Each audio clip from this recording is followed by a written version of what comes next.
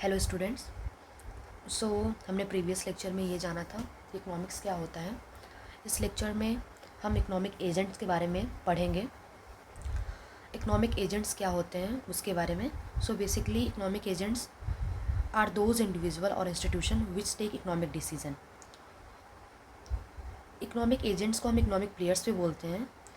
वो economic agents वो individual और वो इंस्टीट्यूशन होते हैं जो इकोनॉमिक डिसीजन लेते हैं। तो मेन इकोनॉमिक एजेंट्स कौन से होते हैं हमारी इकॉनमी में? हाउस होल्ड, जिसको हम कंज्यूमर भी बोलते हैं। सेकंड, फर्म्स, जिसको हम प्रोड्यूसर भी बोलते हैं। Third is the government and fourth one is the financial institution. So ये हमारे इकोनॉमिक एजेंट्स वो इंडिविजुअल और इंस्टीट्यूशन होते हैं जो इकोनॉमिक डिसीज़न लेते हैं। वो कैसा डिसीज़न लेते हैं कि कैसे रिसोर्सेज को एलोकेट करना है, क्या प्रोड्यूस करना है और कैसे उसको कंज्यूम करना है। सो ये इंटरेक्ट करते हैं विद इन द मार्केट। ये सारे एंटिटीज़ मार्केट में इंटरेक्ट करते हैं और ये फैसिलिटेट करते हैं इकोनॉमिक एक्टिविटीज़ को और ड्राइव करते हैं उसको। और ये चारों मिलके इन्फ्लुएंस करते हैं हमारे डिमांड एंड सप्लाई को, प्राइजेस को and overall functioning of the economy को। जैसा कि इस फिगर में हम देख सकते हैं producer, consumer and the third one is the government. Producer क्या होते हैं? वो जो गुड्स एंड सर्विसेज को प्रोड्यूस करते हैं। प्रोड्यूसर को हम फर्म्स या बिजनेसेस भी बोलते हैं। कंज्यूमर क्या होते हैं? कंज्यूमर इंडिविजुअल भी हो सकता है और हाउस होल्ड भी हो सकता है, जो कंज्यूम करता है गुड्स और सर्विसेज को जिसको प्रोड्यूसर ने प्रोड्यूस किया है और वो प्रोड्यूसर से उसको परचेज़ करता है।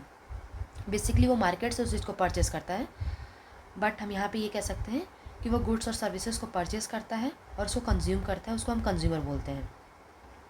गवर्नमेंट क्या होता है?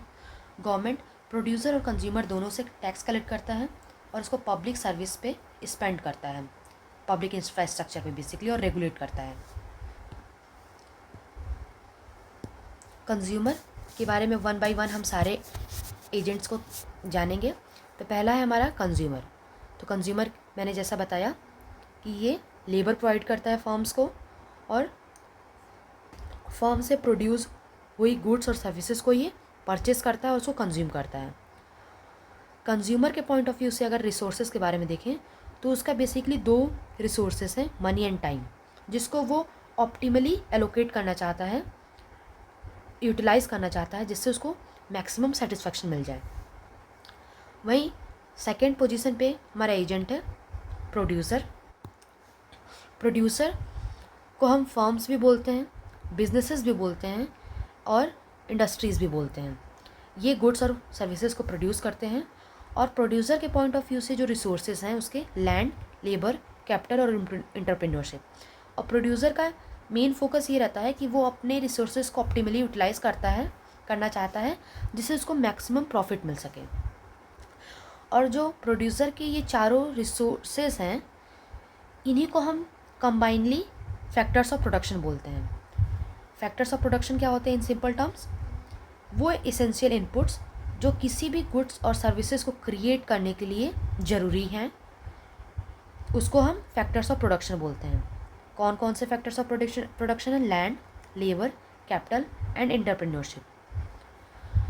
जब कोई गुड्स और सर्विस प्रोड्यूस हो जाता है, मतलब इनपुट जब आउटपुट में चेंज हो जाता है, तो वो कहीं ना कहीं वो एक इकोनॉमिक वैल्यू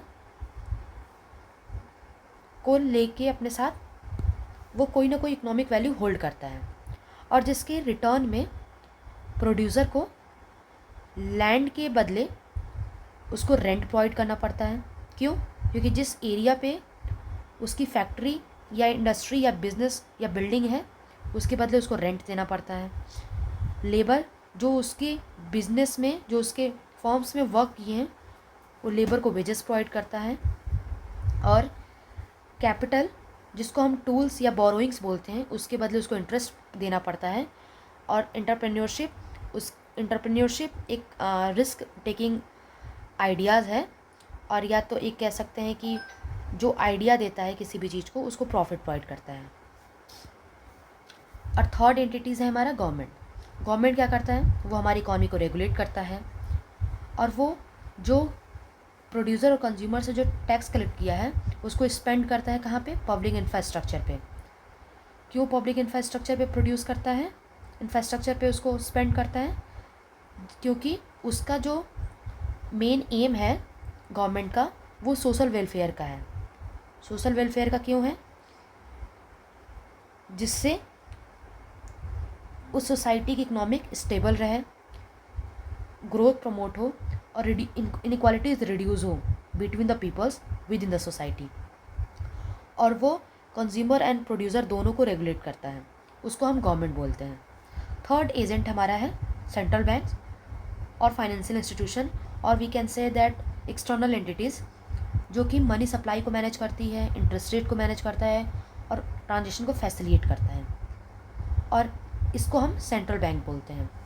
तो लास्ट में समरी में हम ये समझ सकते हैं कि इकोनॉमिक एजेंट्स वो प्लेयर्स होते हैं, या तो वो इंडिविजुअल्स होते हैं और इंस्टीट्यूशन, जो कि कोई भी इकोनॉमिक डिसीजन को लेते हैं जिससे हमारी इकोनॉमिक इन्फ्लुएंस होती है, और वो हमारे इकोनॉमिक को भी ड्राइव करने में हेल्पफुल होती है।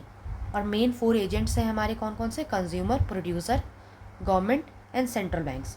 और we can say that financial institution, consumer जो कंज्यूम करे उसको मैक्सिमम सेटिस्फेक्शन उससे मिलना चाहिए, प्रोड्यूसर जो प्रोड्यूस करे उसका मेन एम है प्रॉफिट मैक्सिमाइजेशन का, गवर्नमेंट जो कि सोशल वेलफेयर के लिए वर्क करती है और रेगुलेट करती है हमारी इकॉनमी को, and fourth one is the central bank. Thank you.